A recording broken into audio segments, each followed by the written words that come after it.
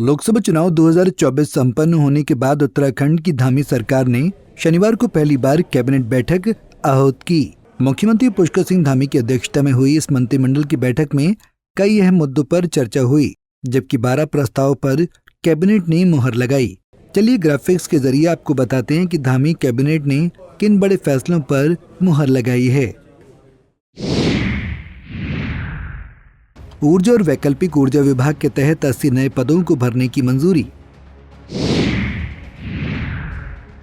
उत्तराखंड एकीकृत महानगर परिवहन को मिली मंजूरी।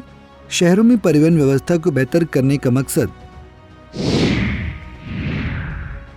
आवास विभाग में नियुक्तियों में कार्मिक विभाग की नियमावली को लागू करने का लिया गया निर्णय।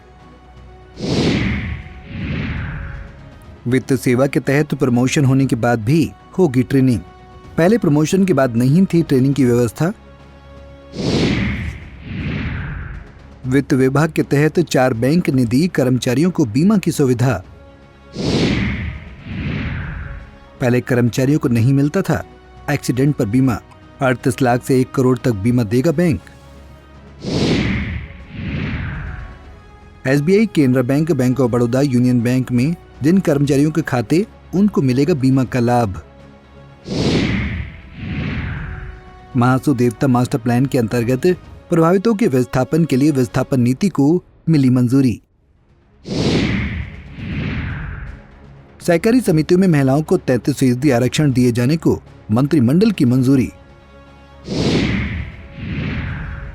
खाद्य विश्लेषण शाला के 13 पदों को मंजूरी। फूड सेफ्टी ऑन व्हीकल्स के अंतर्गत 8 नए पद किए गए सृजित।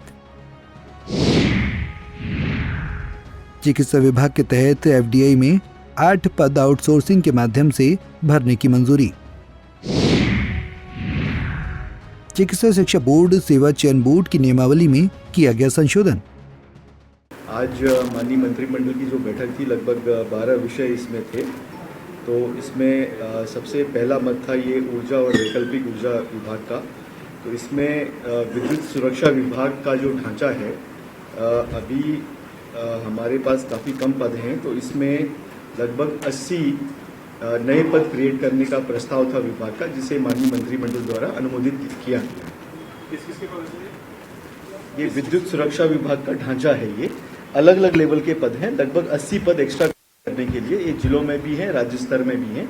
तो ये अलग अलग ढांचा था, तो वो स्वीकृति दी गई इसकी। दूसरा जो प्रस्ताव था हमारा, ये उत्तराखंड एकीकृत महानगर परिवहन प्राधिकरण विधेयक है। इसके प्रख्यापन के संबंध में प्रस्ताव आया था। मध्य पर्यटन विभाग का मत था। इसमें जो पर्यटन नीति 2018 में आई थी, जिसमें जो विभिन्न कैटेगरी थी A, B, B+, ये जो हमारे जिले हैं उनके हिसाब से इनको कैटेगराइज किया गया था। उसमें 50% कैपिटल सब्सिडी की व्यवस्था की गई थी, जिसका SGST के माध्यम से रीइंबर्समेंट होता था। ये लगभग इसमें ये व्यवस्था थी कि 5 साल तक जो SGST का है 100% रीइंबर्समेंट हो जाए। आने वाले जो में 90% तक और कुछ क्षेत्रों में 75% SGST रीइंबर्समेंट की व्यवस्था थी। लेकिन ये स्पष्ट नहीं था कि ये व्यवस्था कब तक होगी। तो अब ये व्यवस्था कर दी गई है कि 5 साल से 10 साल, यानी कि अगले 5 साल तक ये सुविधा अवेलेबल होगी। हमसे जुड़े रहने के लिए हमारे YouTube चैनल को सब्सक्राइब करें और नई वीडियो की नोटिफिकेशन के लिए बेल आइकॉन को दबाएं। अगर आप ये वीडियो Facebook पर देख रहे हैं तो लाइक जरूर करें और ज्यादा से ज्यादा शेयर करें। धन्यवाद।